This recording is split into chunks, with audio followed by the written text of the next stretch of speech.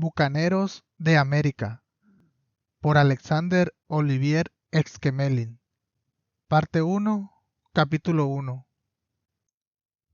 El autor zarpa hacia las islas occidentales al servicio de la Compañía Francesa de las Indias Occidentales.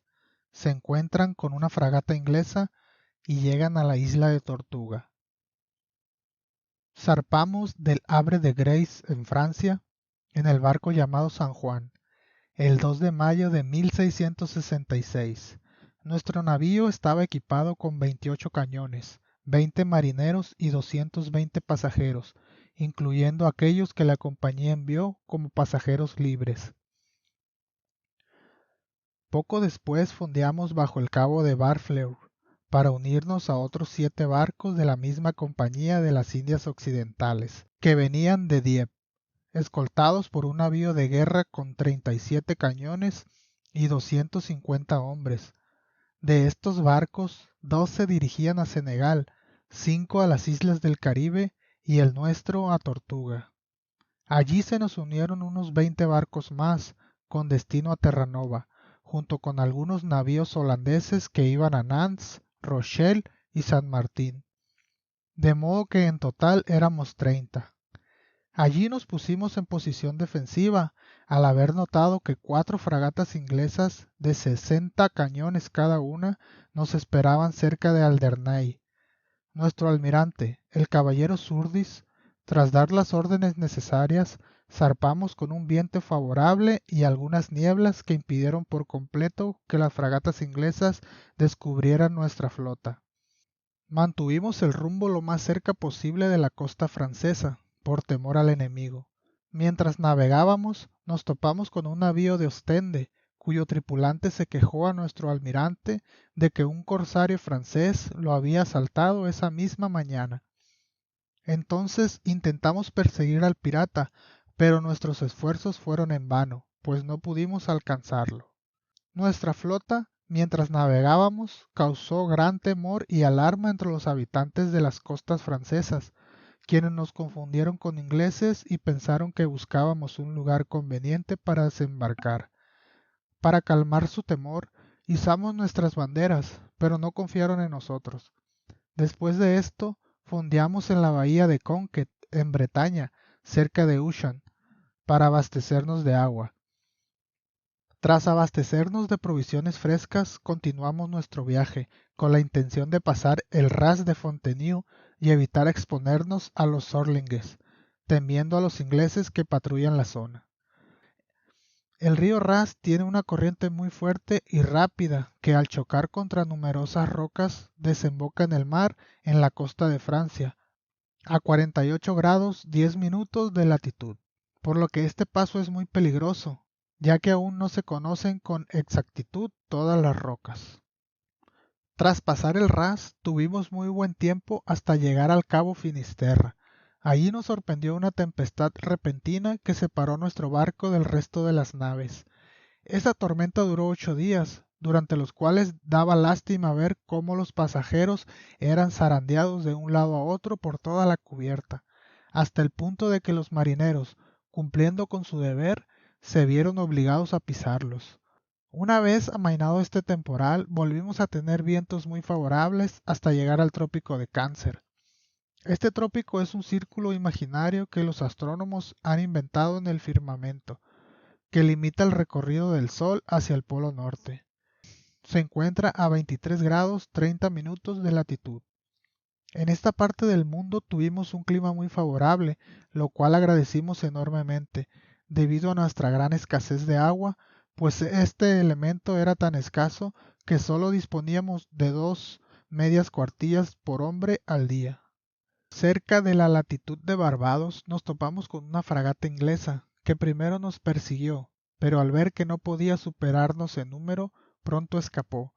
Entonces la perseguimos disparándole varios cañones de 8 libras, pero finalmente escapó y retomamos nuestro rumbo. Poco después avistamos Martinica. Nos dirigíamos a la costa de la isla de San Pedro, pero una tormenta nos obligó a detenernos. Por lo tanto, decidimos poner rumbo a Guadalupe, pero no pudimos llegar a la isla debido a la tormenta. así que cambiamos de rumbo hacia la isla de Tortuga, que era precisamente la tierra a la que nos dirigíamos. Navegamos a lo largo de la costa de Punta Rica, sumamente agradable y de gran belleza, adornada con hermosos bosques que llegan hasta las cumbres de las montañas. Luego descubrimos la Española y la bordeamos hasta llegar a Tortuga, nuestro puerto de destino. Ahí fondeamos el 7 de julio del mismo año, sin haber perdido a ningún tripulante durante la travesía. Desembarcamos las mercancías pertenecientes a la Compañía de las Indias Occidentales y poco después el barco fue enviado a Cal de Sac con algunos pasajeros.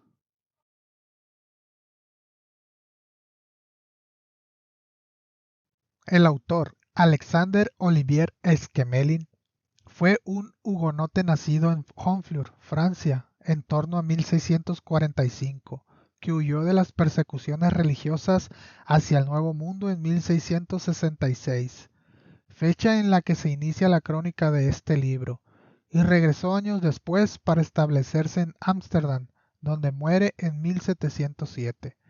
Hugonote significa seguidor de la doctrina de Calvino.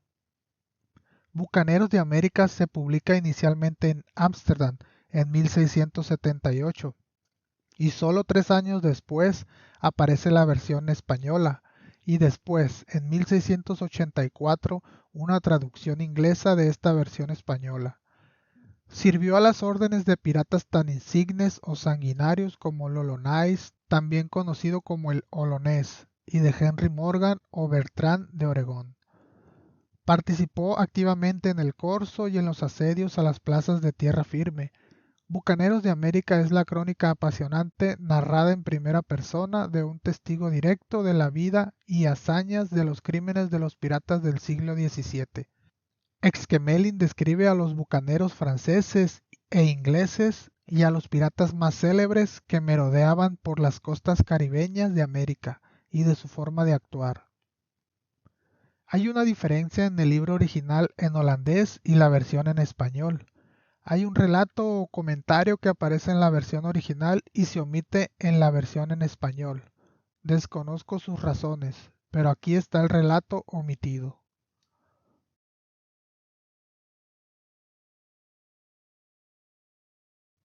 Aquí mencionaré la ceremonia llamada bautismo, que al pasar por este paso, el ras de Fontenay y por otros lugares, utilizan los marineros, aunque esto pueda parecer irrelevante para nuestro propósito. El segundo al mando se vistió con una prenda ridícula que le llegaba hasta los pies, y en la cabeza se puso un gorro a juego, de aspecto muy burlesco. En su mano derecha sostenía una espada de madera, y en la izquierda un tintero lleno de tinta. Su rostro estaba horriblemente ennegrecido por el hollín, y su cuello adornado con un collar de muchos trocitos de madera. Así, ataviado, mandó llamar a todos los que nunca habían pasado antes por aquel peligroso lugar, y luego, haciéndolos arrodillarse, les hizo la señal de la cruz en la frente con tinta y les dio a cada uno un golpe en el hombro con su espada de madera. Mientras tanto, los presentes arrojaban un cubo de agua sobre la cabeza de cada uno, y así terminaba la ceremonia.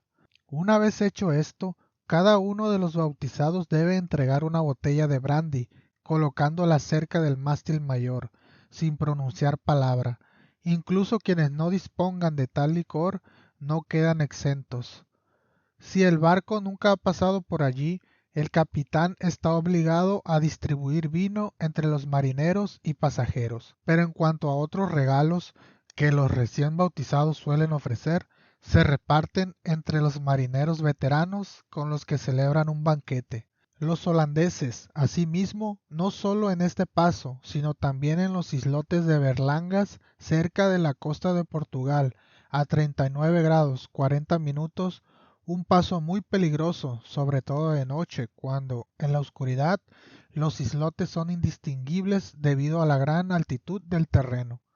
Utilizan una ceremonia similar, pero su forma de bautizar es muy diferente a la de los franceses, pues quien va a ser bautizado es atado e izado 3 veces al extremo del palo mayor, como si fuera un criminal.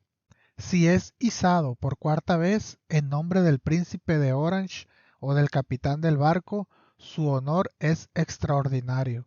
Así, todos son sumergidos varias veces en alta mar, pero quien es sumergido primero tiene el honor de ser saludado con un cañón. Quienes no estén dispuestos a caer deben pagar 12 peniques de rescate. Si es oficial, 2 chelines, y si es pasajero, a su antojo.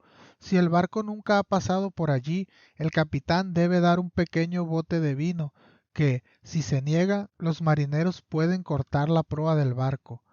Todas las ganancias obtenidas con esta ceremonia las guarda el segundo de a bordo, quien, al llegar a puerto, suele gastarlas en vino, que es bebido entre los marineros de antaño.